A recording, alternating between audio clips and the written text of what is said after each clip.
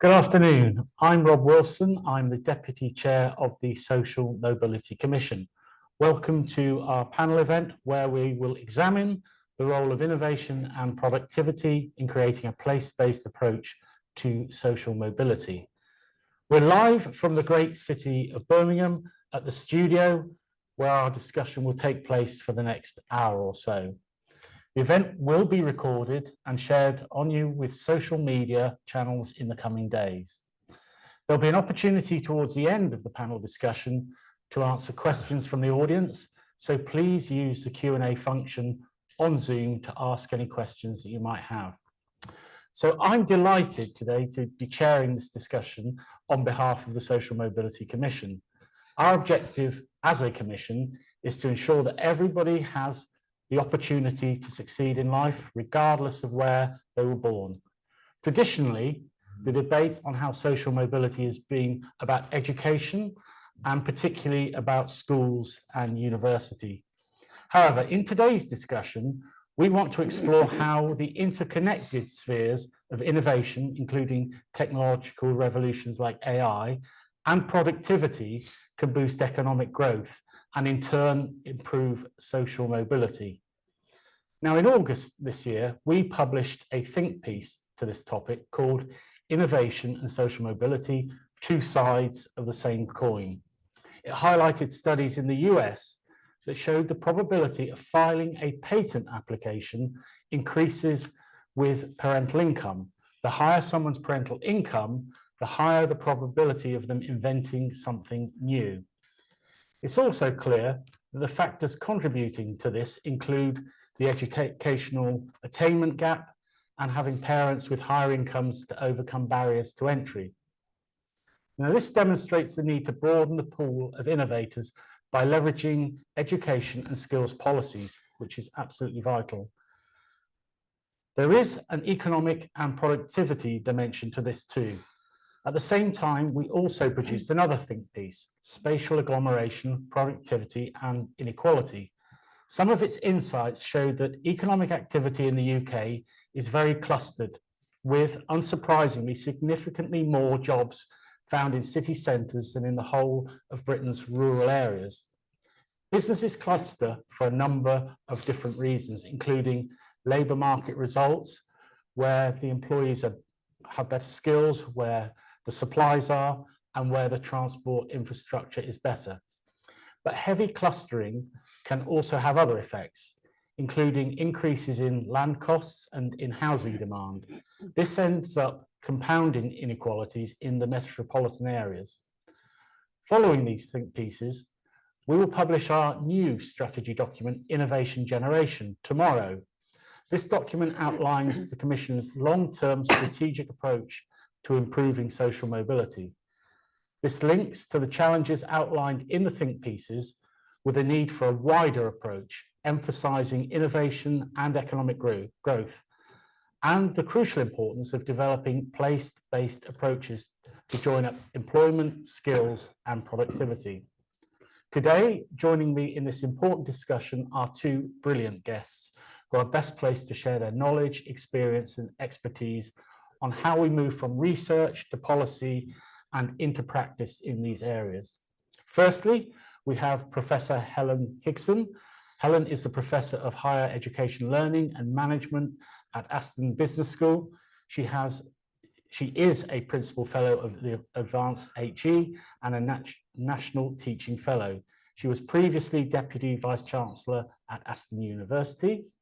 And secondly, we have Professor Sir Richard Blundell, CBE, FBA, who holds the David Ricardo Chair of Political Economy at University College London, where he was appointed Professor of Economics in 1984.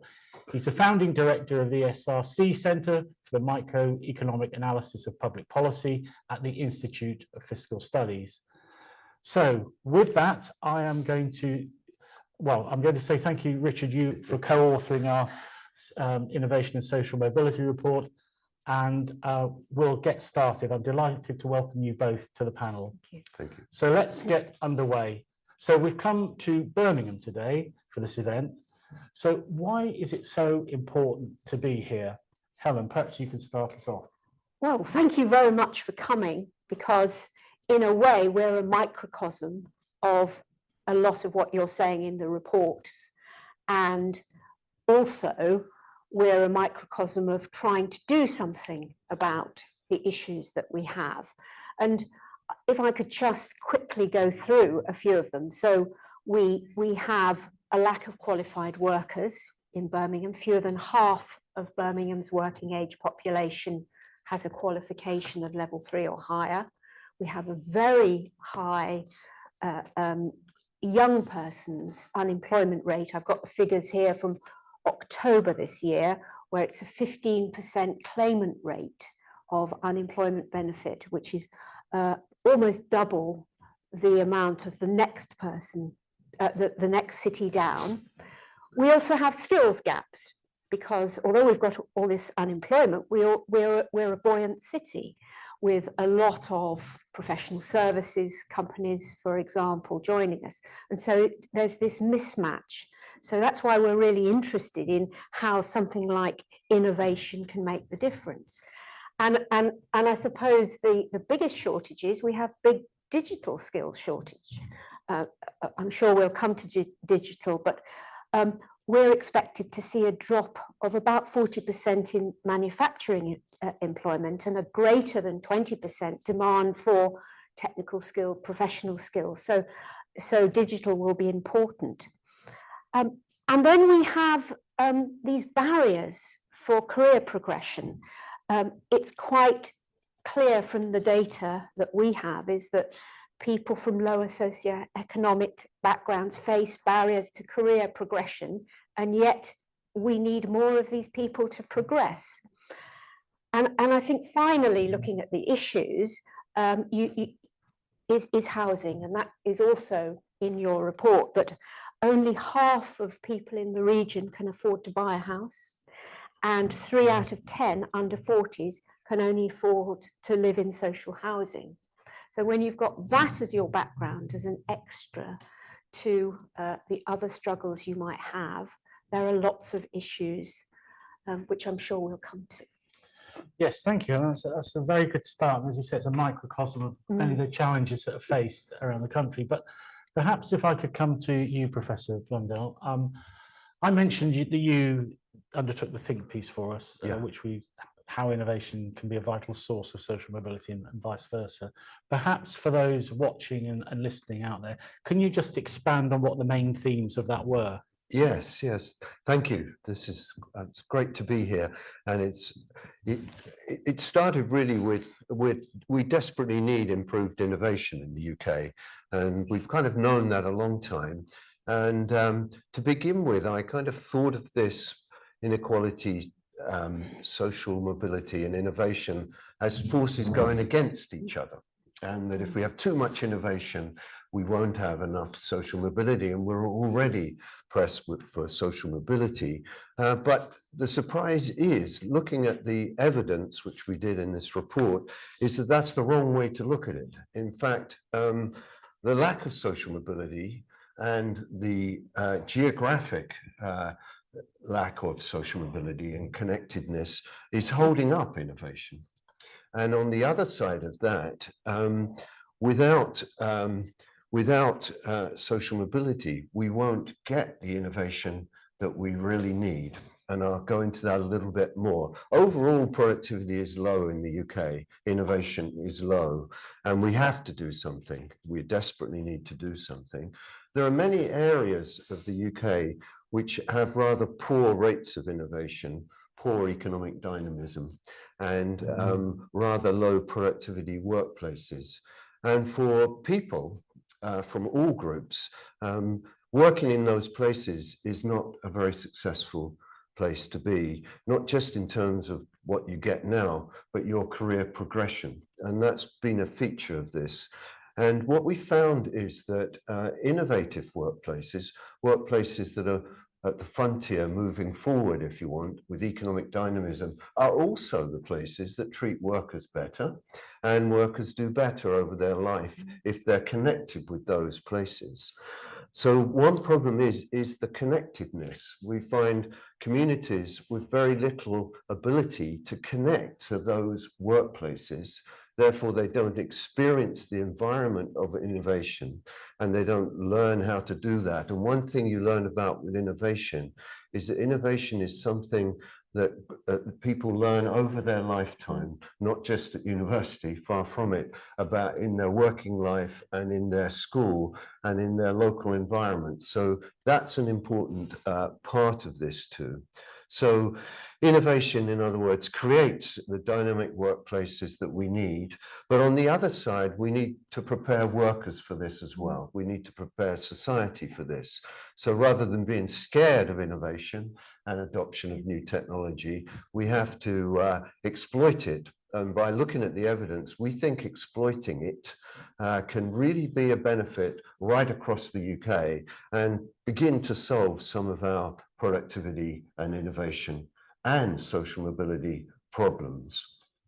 Great. So that's a good start, because we've heard about Birmingham as being a representative of sort of the country and so the big challenges it faces. And now we've heard how social mobility can address that. So building on that, how do you think we can move opportunities across the UK, ensuring that not only the highly skilled in the labour market gain from these place-based policies? Helen, why don't I come to you first? Well, we've been trying a few interventions across the West Midlands. And I think one of the things that I would say at the start is this is the sort of thing that must be done in partnership. And we're lucky in the West Midlands because we have a large number of universities. We don't compete in this space, we work together in this space. We're very well connected with the employers and with our local government and our combined authority. So working together, we've tried to put in some interventions to address some of the market failures that we see, those gaps. And I perhaps could give you a couple of examples. The first is around work placements. So there's a lot of research that shows that if you do a work placement, an internship or a work placement at any stage in your education career, your life chances are better. And it builds up that social capital as much as anything else. You talked about people's parental income, but this is another indication. And so, for example, in a number of the universities in the region, it is possible, indeed, it's often compulsory to do a work placement. If you look at the data, it shows that there is only one thing that makes a difference in, for example, closing the attainment gap of students, and that is doing a work placement.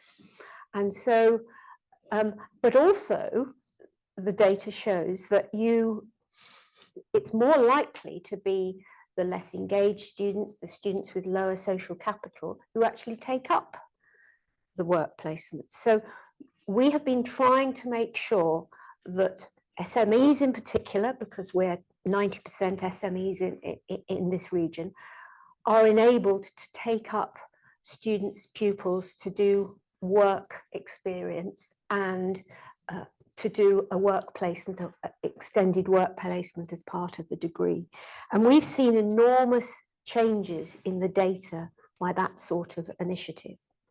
We've also done another initiative, again, across all the region, all the universities and FE colleges in the region, and that's something we call Be Seen. And that's to increase the take-up of people running their own businesses.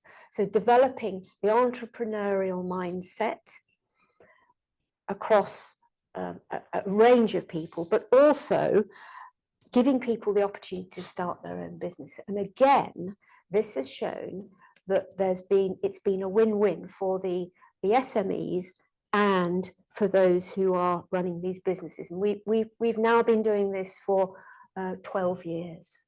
And we're beginning to see a change, for example, in the number of students from lower represented groups moving on to higher level jobs. We've also seen more students staying in the region and people who don't have to go elsewhere to be able to further their careers.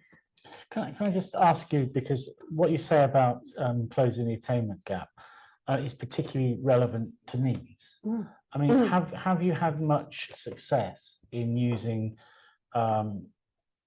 those work placements to help with the problem facing many areas of the UK with the needs? Because I think 1 in 8 young people are now classified as NEET. Yeah, and that is the most difficult group to crack. You know, there's lots of data on those who get to higher education, for example. We would say that we have closed the gap on NEETs, but only by very few percentage, because it's an endemic, it really is an endemic problem. The problem is this level 3, the gaps between level 2 to level 3, and particularly level 3 and above. So yes, a bit of work, and that's been done again across the region with internships, with a lot of apprenticeship work, but I would say we still need further work in that area. So coming to you, Professor Blundell, I mean, same question really, going back to how do you feel that we can move these opportunities across the UK? How do we get this not just for the highly skilled? How do we get everybody to benefit from a place-based approach? Yeah.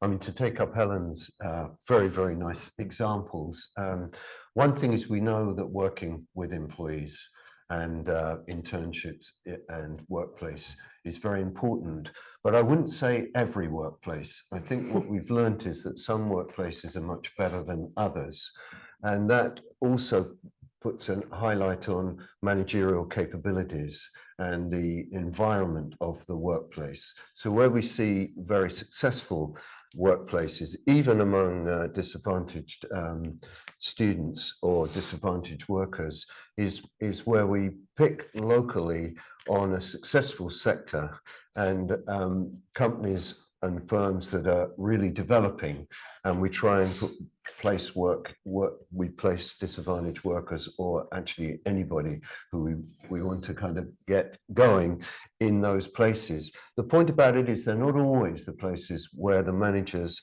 want to have placements. So the first thing you learned is if people come forward and say, yes, I'd love to have some placements, that's not always the place you want to place students. And so it's a kind of combination of getting the right workplaces together with the students. The other thing is that the kind of skills students need, we're kind of understanding that much better now, and anyone who teaches at a business school knows this all too well. It's a combination of skills that matters, and companies are saying this all the time. We hire on a bundle of skills, and it's that bundle of skills. This is where you can be quite optimistic, because it's not just, you know, brilliant cognitive skills, although the more you have of those, the better you are. But those alone are actually under threat from AI and technology. It's the combination of being able to work in a team, being able to organize, or even being able to lead,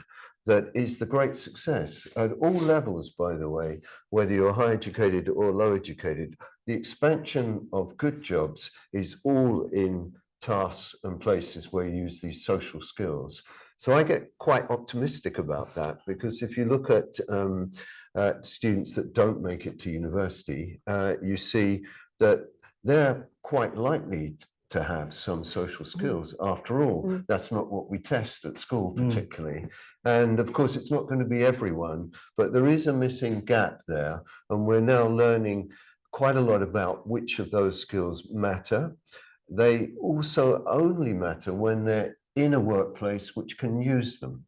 So typically that's a workplace that isn't a warehouse. It's where you're interacting, and that's where the kind of innovative workplace is places where there's a lot of ideas, lots of things happening, and much of it happening in teams, where you need a set of different types of reliable workers. And this is small scale, but it's very important. And of course, that's what makes a great SME, one that can scale up. Just one other thing I'd add to that as an economist is finance matters quite a bit. Getting the right kind of finance into SMEs that are scaling up is very important. And one other thing that we've noticed is that venture capital doesn't look very venturous, as you might say.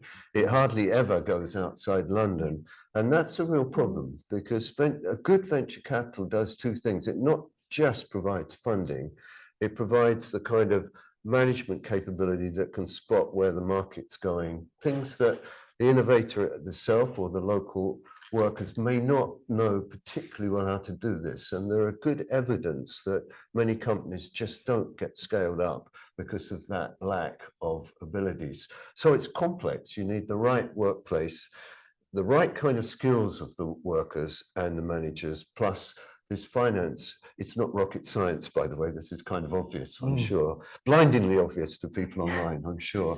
But you can see how they come together. And if you only have one of them, it doesn't work. And I always get depressed when people say, we've done this training in this field, and it's come to nothing. These workers didn't end up doing any better than they would have done anyway. And you say, yeah, of course, that's true if there's nowhere where they can match.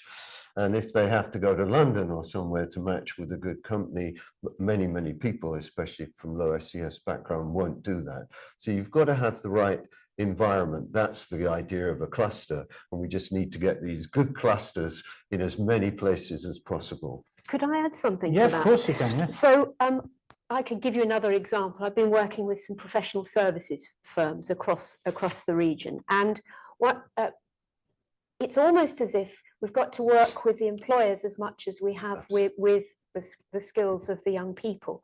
So if you look at the methods that some companies use, even for quite low-level internships, there are forms, there are milestones that they have to go through. So actually helping in this case, it was professional services firms, understand how these young people were thinking and trying to use those methods to get them to come and engage with them rather than the traditional forms and applications and interviews. So we've done a lot of work with bringing young people into firms more informally, and a lot through business games and simulations and challenges.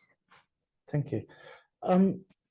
If I can come back to you, Professor Brandel, in terms of, we've mentioned quite a lot during the session about innovation, innovative economy and so forth, and the way the economy to some extent needs to change in the piece that you wrote. Can you just say what you mean by innovative economy, by the innovation that you're referring to? Because it may not be totally clear to people out there.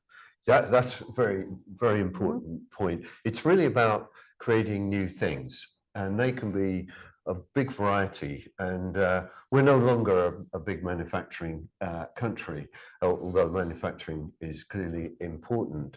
And so innovations can happen across all kinds of areas, in particular in services, whether they're retail services or the provision of services between companies.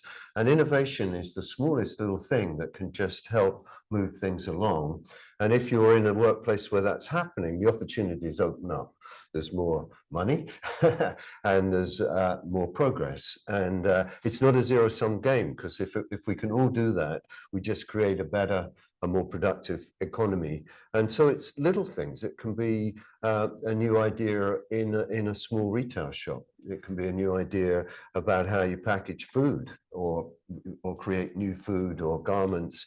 And by the way, innovators, who innovates affects what kind of things get innovated. And that's one thing we bring out in the report. If we could extend the group of innovators, we get very different kinds of innovation, things that might help people in those communities better than innovations that we do see.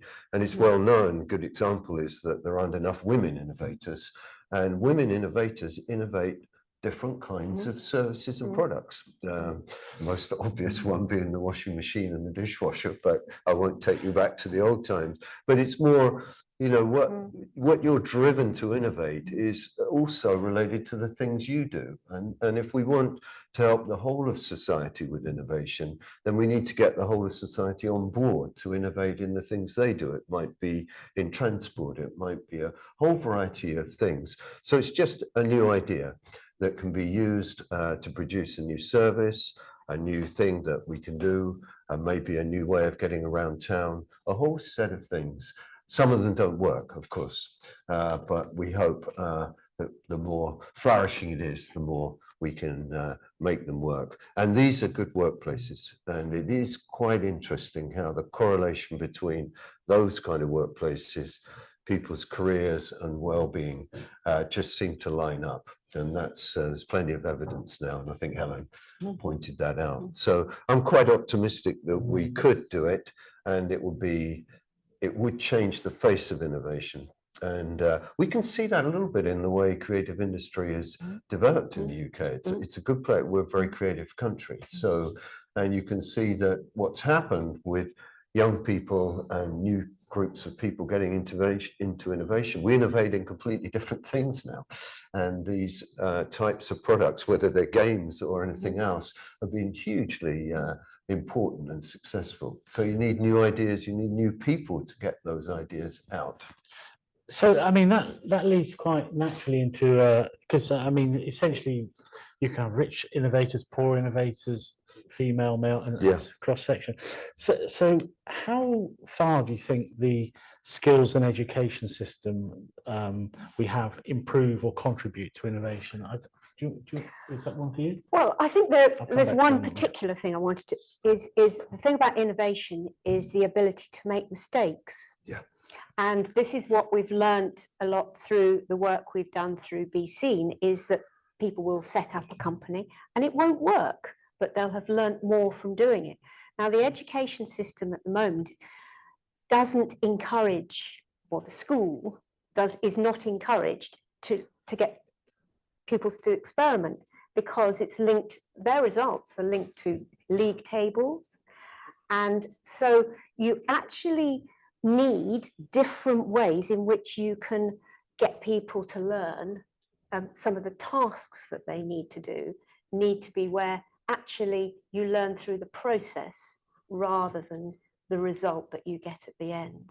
And we see this at university, where students are more interested in their grade that they get in the end than the skills, the soft skills, the technical skills they learn while they go through the process. So I think there's something about how we assess the tasks that we set for education. So I guess the question is, what is the link between the education system and the innovators we turn out, do you think? Yes, so it's certainly a case that just putting someone through an education system successfully doesn't necessarily lead to innovation. It does lead to good things, so I wouldn't want to, you know, that's my sector, so why would I? But I think we're not so good at somehow fostering innovators, and that's partly because it's not just the kind of grades, as you said, Helen. There is a view that we don't teach some things particularly well for all groups in society. The most obvious one being mathematics. There's a growing view that mathematics teaching it was designed for a small group of rather elite young people many years ago, and it hasn't moved on. And there's quite interesting work coming from companies like the Wolfram Company, which works on innovation, as you know, kind of saying, well, we need to rethink that. So that's a kind of old thing, mathematics.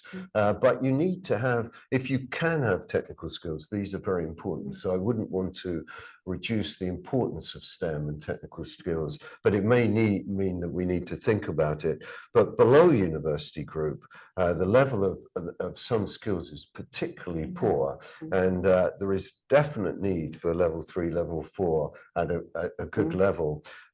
Without those, it's difficult to see how we could get people into that. It's almost a first step. But then it's the environment and this idea of being excited about using your social skills, your ability to communicate. These are things that are not particularly highly correlated with being good at mathematics. In fact, many mathematicians I know are not particularly good communicators or teamwork people. So there's a role for that. And just to finish on that, if you're a company innovating in Birmingham, it's not just some digital skills you need all these skills. You need to be able, and if they're not around in your community, those skills, which are not particularly necessarily university level skills, will hold up the development of innovation too. So it's a kind of combination of things, but level 3, 4 general skills are absolutely essential. Then on top of this, some formalization, I think, of teamwork, leadership, and social skills and communication skills is important. And we kind of know that. It's quite hard to do. One thing I was encouraged, last point, is that that's what good business schools and management skills do all the time. That's what they're trying to do. We do that trying to create the best managers.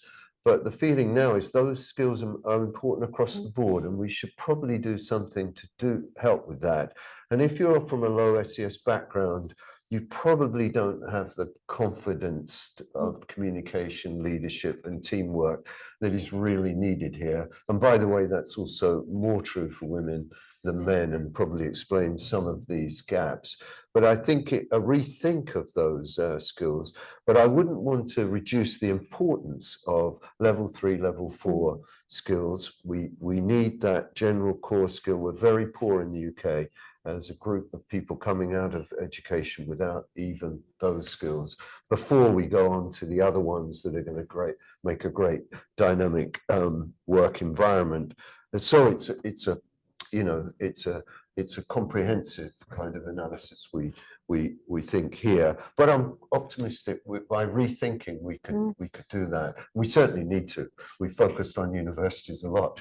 I'm very happy with that, but we haven't been focusing on others. And other places in the world do that better than we do. I mean, it may not be your particular area of expertise, but this rethink of skills, there is a curriculum review underway at the moment. And I'm just wondering whether you have any thoughts about what changes you would ideally like to make at schools, college, curriculum level going forward. So I think I have two things. The first is what's really important is role models.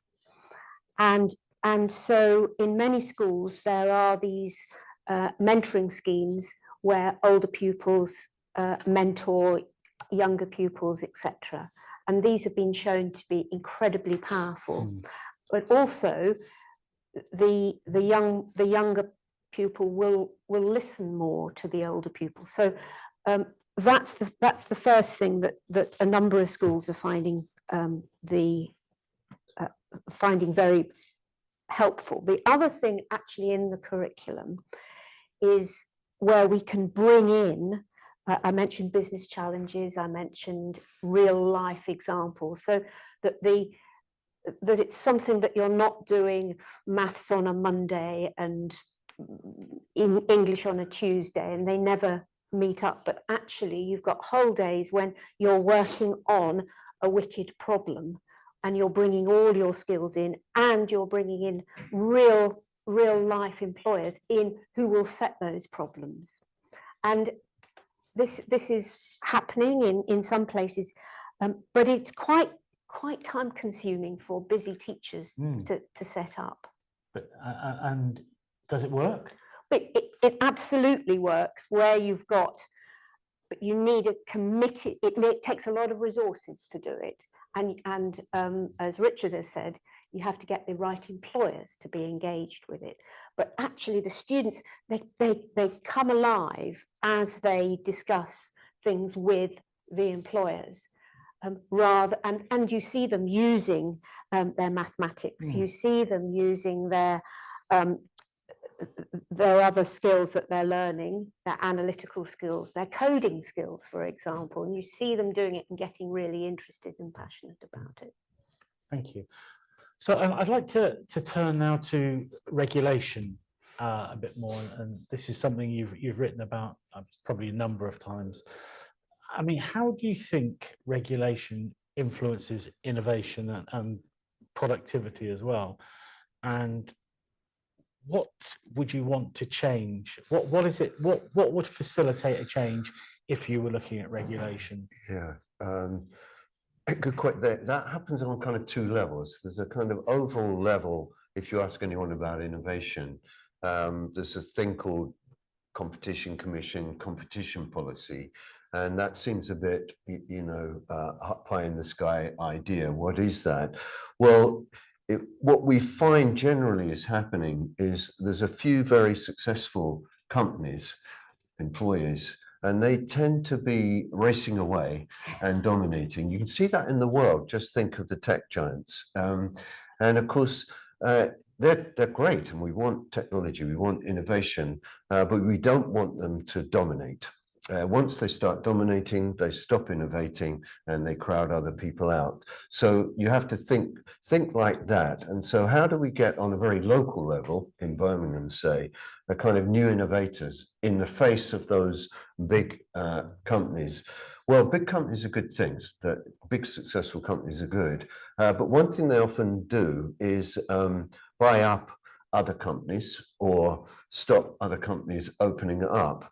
And we call those killer acquisitions. And the reason we call them killer acquisitions, they're companies that were on their way to being competitive and they get stopped. There's a surprising number of those. And our competition policy is not well aligned with that, because it's not about market share or anything, because they've only just started. So one thing we've pushed very strongly is that competition policy and about innovation policy is looking at the future. And, you know, is this acquisition or takeover something about trying to stop an innovator? For example, Amazon likes to have you innovating products and loves that, of course. It takes the successful ones. If it developed them, that would be great. Why not? But if it just says, that's a good one, we just copy it or close that down, that's not a good one. So it's being aware of what the whole innovation, you know, the atmosphere and the area environment is like.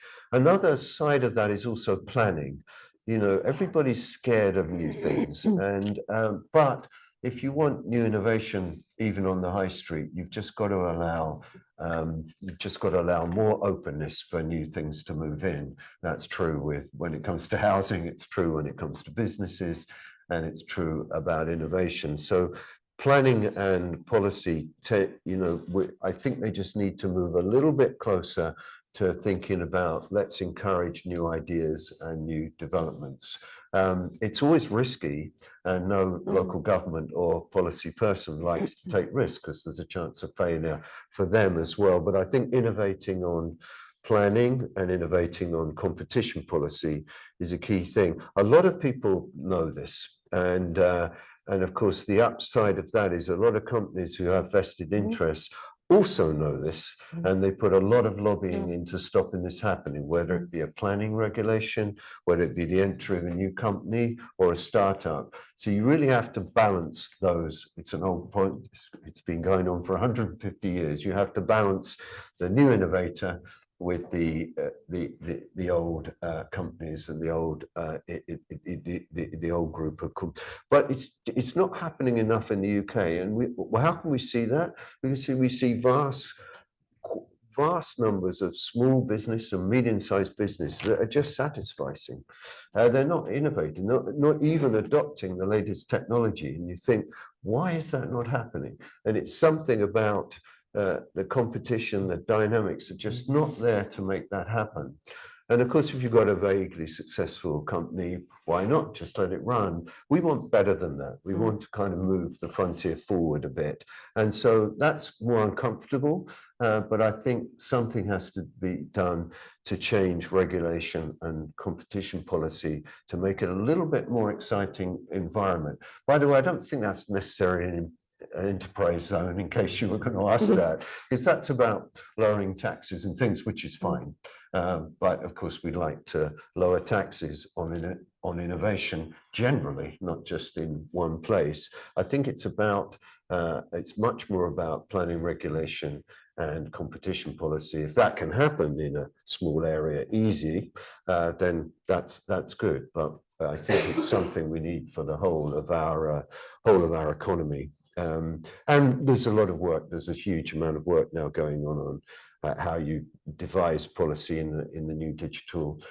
For example, with platform work, it's many of our workers now work on platform technologies, whether it be Deliveroo or Amazon or whatever. And that's a new environment for us to think about. How do we get innovation there for new entrants? And because that's very important for consumers. So all those things are kind of very exciting, and we need to push policy and regulation to move forward. Otherwise, we're going to fall behind even more.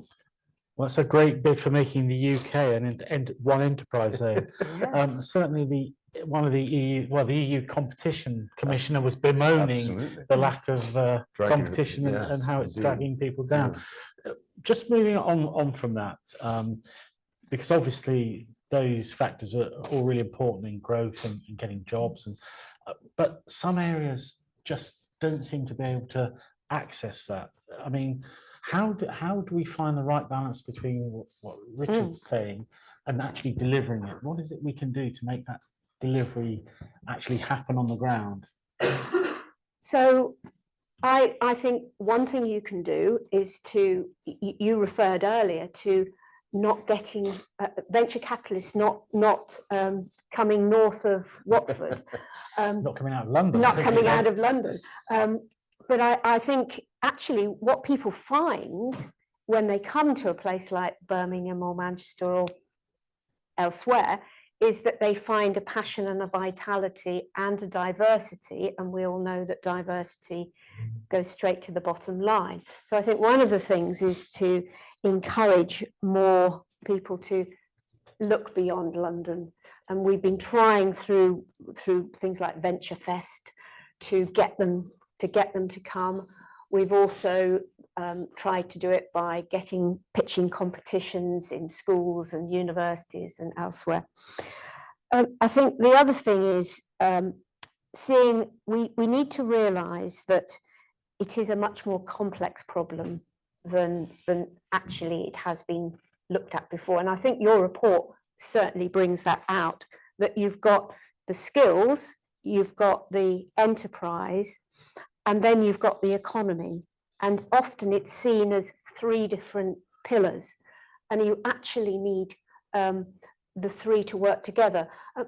One example I would give of something that's actually working very well is the Help to Grow programme, which is identifying where growth might be a good thing to do. It's working with small companies, it's working with companies who perhaps are from areas where they can't get to the usual sorts of money. And I think that's an example where you're looking at skills, you're looking at the economy, and you're looking at innovation at the same time. I'm going to pursue that a bit, because Devi has asked us about this. He or she, I'm not sure, so please forgive me for that. What does all this mean for small business? How are family-owned, small-scale businesses connected to innovation? Why is it only about larger employers and multinationals? I would disagree, but let's hope that it's because Devi's had a difficult experience. Working in Birmingham, where I said 90% of our companies are small businesses, there is no point we like to encourage the large companies to be here, but that's not how we're going to address skills, how we're going to address the economy, how we're going to address growth.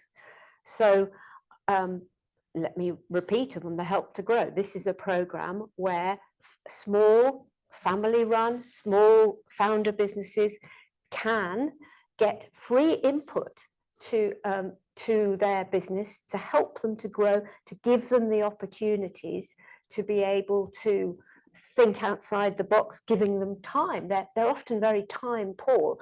It allows them to meet other small businesses so that they can maybe help each other. I think this is a very, very fruitful and probably the most fruitful area for this, bringing these three pillars together. Why do you think we need government to intervene so massively to help all sorts of sectors, all sorts of businesses? Why it never used to be quite the way it is now. Why do you think that has become a main factor in industrial policy, and Yeah, where's it all come from? I mean, it's a great question, and I think it comes from kind of two things. One is this the attraction of clusters. I just give you London as given we're talking about looking outside London. Why is there all these? Why is London such an attractive cluster? My view was it's past that its best. It's past its best. And why is that? Because you get clusters, then you get congestion, but no one person has any incentive to move. So it's a kind of prisoner's dilemma almost. You're stuck there, and it's very hard to move. And it's not good enough to kind of move one government department or to do training here or something like that. That won't work because it doesn't kind of create the cluster.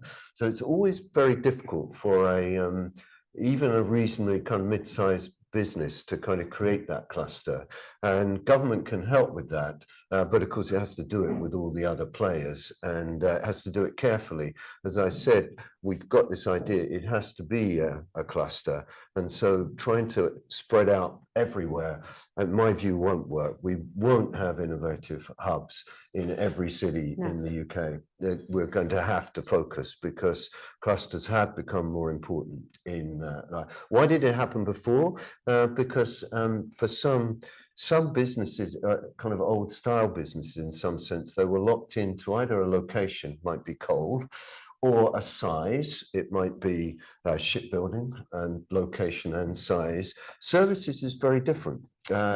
You know, the tech revolution has created a fantastic environment for innovation, but it doesn't have to be located at a port or anywhere else. It can move around. And so again, kind of creating the right environment is important. And I think historically industry has been located for other reasons, but modern service industries are much more mobile, and we have to kind of create the right environment. If they don't find the right kind of skills or can't attract the talent, that just won't happen. That's a kind of macro thing. I mean, I wouldn't deny it, you know, working at the micro level, like Helen was saying, with individuals.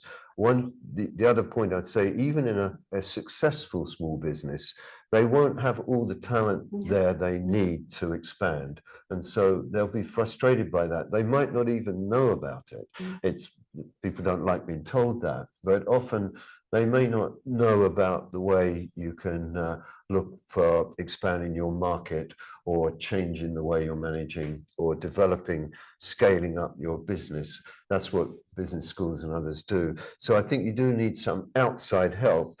Doesn't have to all be government, of course, but you know, it requires something than the individual entrepreneur, because if that's all it was, then we'd already have solved the problem. So something isn't working, and we have to kind of find a way of fixing it. So I don't have a name attached to this question, but one of our viewers has asked, are we doing enough to support people from lower socioeconomic backgrounds to become employers or entrepreneurs themselves? What do you think? Well, you can never do enough, but I think we have a responsibility, particularly those of us who have been lucky enough to have had a fairly smooth pathway to where we are. And the issue is if you are a young person or a company or something, it's quite difficult to navigate the pathway to get to the right place. So there's something about how can we be more effective in signposting? And maybe that's where government is, but it's also where it's all our own responsibility to signpost. And I think that's what we've tried to do in Birmingham, where it doesn't matter where you come into the ecosystem of skills or innovation, but you'll get to the right place eventually. Because if you just look at it at university level, a university looks a very peculiar place, and how do you get into it, and how do you talk to the right person? It's the same with companies, it's the same with local government departments. So, but there's a lot there. You know, look, we had some venture capitalists come to see us only last week. They were telling us of all the amazing array of things available. And the students said, well, how do I find out about them? Oh, they're on the website. Is that enough? We talked about the curriculum earlier on and what we could do. Do you think there's any case for teaching something like entrepreneurship in the curriculum and things like, I mean, you mentioned a number of skills like team building and leadership. I mean, particularly in some of the areas we're talking about, would that help raise the sort of innovation levels within those areas? It may. It's only one part of it. Yeah, sure. I think, but it is important. I mean, if we're talking about people who don't go to university, there's kind of two groups really. Unfortunately, they do get split, and we don't really look after those who don't go to university very well. That kind of signposting, it's very hard to figure out what set of qualifications are there. Yeah. So and so we could do a lot better job with that, and I think there's a move to do that. Then there's the kind of content, and the problem, my guess, is that we have to do this very carefully, because just labeling something in their classroom as team leadership, or you know, I can imagine this would soon become ridiculed, and so we have to do it very carefully.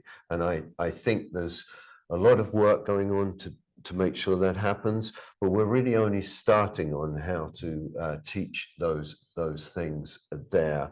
And so team leadership, management skills are something that doesn't really get taught in schools. And one could do that, and I think there's room for that, but we have to do it very carefully, because there's a lot of business schools that don't do that very well, by the way. You know, we have some very successful business schools. We also have some areas where the business schools don't seem to be creating the right kind of management capabilities. So I would say, you know, be careful, because this is a new kind of curriculum development. It's very important, but how do we do it at a scaled up to at the school level? I think we need to think that through very carefully.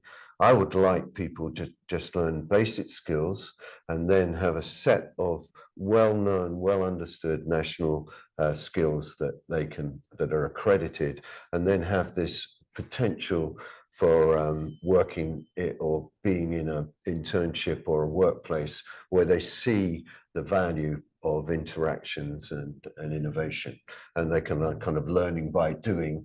And that may be just too hard to put inside the classroom, I have a feeling. Well, we have a question from inside the room now. So Sharon, would you like to pose your question? I don't know if it will pick you up on the mic. No, so you'll have to, we might have to ask the question. Yes. I'm the independent chair for the Race Qualities Task Force for the whole of the West Midlands. And this entity was set up by the combined authority and the 7 local authorities. And I'm working on all these issues you're talking about. Two things have become very apparent. The first is we keep talking about these things and saying things that are regurgitated for the last goodness knows how many decades. And only things move back emerging. So that tells us a lot of what's gone before is not working. Yeah. Otherwise, we wouldn't be talking about the same issues over and over and over again. Yeah.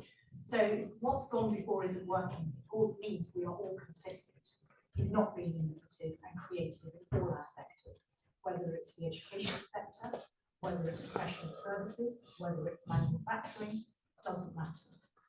Furthermore, what I'll add, and then I'll ask the question, is it's very important to understand the makeup of this region because we haven't really spoken about it, but it's fundamentally important. 45% of people across the West Midlands do not identify as white. More than a third of the population sits between the age of 16 and 25. We have some of the most deprived areas across the country here. And what we have is a kicking K problem, which the economists on the panel know what I'm referring to, which is when growth occurs, those that are best positioned to benefit from it continue to benefit. And those that don't, who are starting from ground zero or one, never benefit from it. Hence, we've got this polarisation across this country in terms of identity politics going on at the moment, which is very corrosive, because certain people are not given a break. Now, the biggest element to me that I found over life that helps is who you know. It's not technical competence, it's not soft skills, it is who opens the door for you. So my challenge to the whole of the ecosystem is stop talking about things going way into the future. We'll get there. That's the big issue, macro. Let's talk about what you can do now, interventionistly, to start moving the dial. So, for example, when we look at our colleagues around us in all the organisations we sit, what is the makeup of those colleagues? Is it reflected? And if it's not, why? Who is it that's leaving our organisation? Why is it there's a transition to at particular community groups? Why is it they're always walking out the door and there's always a productivity issue with those groups when there actually isn't? So underemployment, for example, is a real problem up and down this country, and in particular here. So the pattern of behaviour in the UK is the same irrespective of region. What doesn't stack up is it's a minority issue. It's not a minority issue. It's everybody's issue. We have a problem with progression, connections, and actually moving the dial full stop if you don't know the right people. Somebody doesn't pat you on the back and open up a door. Okay. So my question is, Yeah. what is the one thing that you would do immediately, a micro action that you think would change the status quo? And then what would you do in the medium term, one thing that you think would change the status quo? Okay, so I don't know how much people heard out there, but this was a question from the West Midlands Chair of the Race Equality Task Force. She said most things aren't working that we've done in the past, and all those people involved are complicit in the failure of those things, essentially, that there is a very big mix of people in the West Midlands. 45% are non-white was a figure. Most are young people, 16 to 25 years old. And when growth happens in the West Midlands or in the country, it's the people at the top that are essentially benefiting, which is increasing the polarisation. Within all that knowledge, she asked the panel, what was the one thing you do immediately and the one thing that you would do in the medium term? So who wants to go first? I'll have a shot because you did the growth thing. I think the reason it's become so pressing to do the things we're suggesting is because the growth point isn't working anymore. And if growth happens just for a small part of the country is benefiting, then of course we're just not getting the best out of the country, and we're really performing poorly on growth. And we're performing poorly on growth in very large areas and very large sections of the population. So that is true. So I think that's really what's driving the debate. What's gone wrong? Why is it we are not getting the growth and we're not exploiting everybody, as it were, or using people's skills fully? What I would do first off, because I think the group you're talking to about are not the group that are getting to university. In fact, they're probably not even succeeding at, but let's say below that. I think this point about just getting the skills, the signposting, the set of skills very well understood. So if somebody can see the skills, they can, this point about knowing someone, you don't really have to know someone if they can just look at something and say, you've got that about you. And the problem with our skills below university is they're not well understood. There's 100, I think at the last count, 700 different qualifications. That's not very useful. And so I think that where I would go is right down to the level 3, 4, 5 type skills, get them sorted out, well understood, and so that people can go to an employer or go to whatever they want to do. It's not going to solve all the problems you talked about, but the more there's a problem with understanding what people are and what they've got, the more personal connections matter, and that's the point you said. There's also a problem, I should say, that when I've looked at among ethnic groups, women can do extremely well in education. They don't do so well in work. And I think that's why we mentioned that there's a role for women in innovation and women from ethnic groups in progression and career progression that isn't happening to a degree that we think it should. And so a little bit of a focus on that would also be very useful. So I would say there's my 2 penneth worth. Helen. Well, I would say that we all have to take responsibility, and we have. I'm all for incremental. If we all took responsibility and we all did a little bit, then things would be a lot better. And of course, I work in an institution where 70% are non-white. 70% are non-white of our students. But that's not reflected in our staff. And so one of the things that I think it's about role models at the right level. And it's also about making sure that we look at each level and we say, okay, we're not going to accept that, for example, my MBA class is 80% men and 20% women. I am going to make sure that I'm recruiting so that my MBA class is 50-50 men and women, because I know that they will then go out and do all these things for me. So I can't do it all, but I have to set the structure up so that the people who enable the people to be able to do it. And I mention MBAs because they're the next lot of leaders. And if we don't get the leaders doing this, we won't sort things out at the ground level. The other thing that I think we need to do is there's this thing called resilience. And it's really hard to even get on the first rung of the ladder if you haven't got the help to be resilient in your social situation. And I think, I'm not sure we do resilience training at schools, but I think resilience is an important part of this.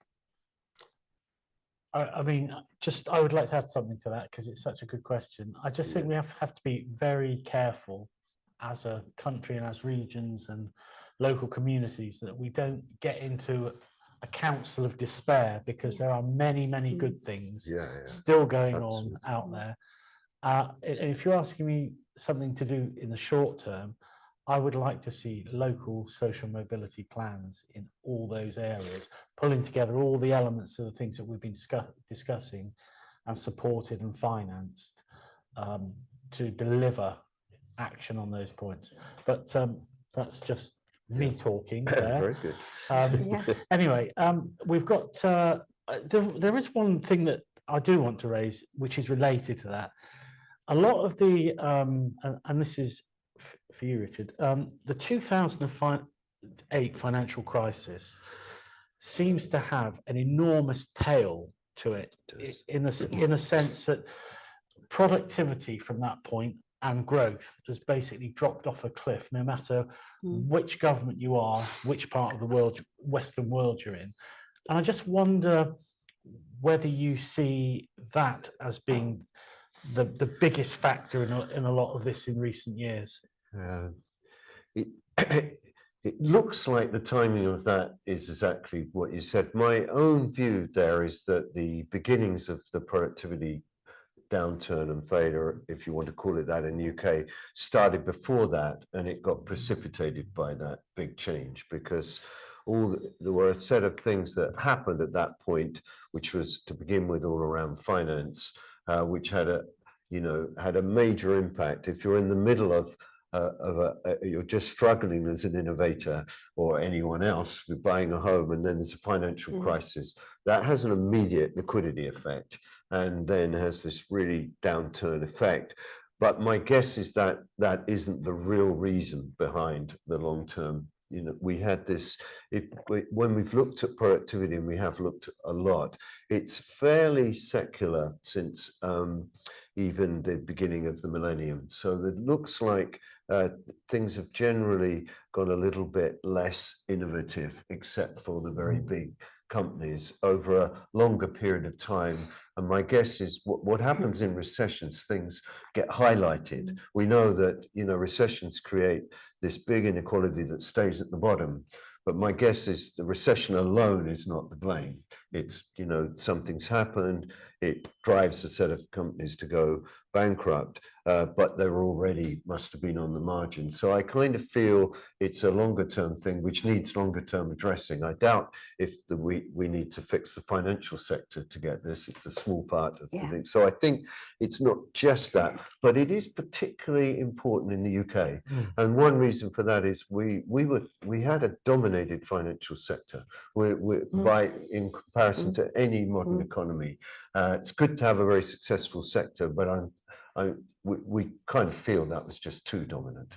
It dominated both in high salaries, where all the high salaries, all the high profits, and where a lot of tax revenue came from too. So it became a very important sector that was kind of a bit too big to fail. And I think, I was hoping when that happened, we get a rebalancing.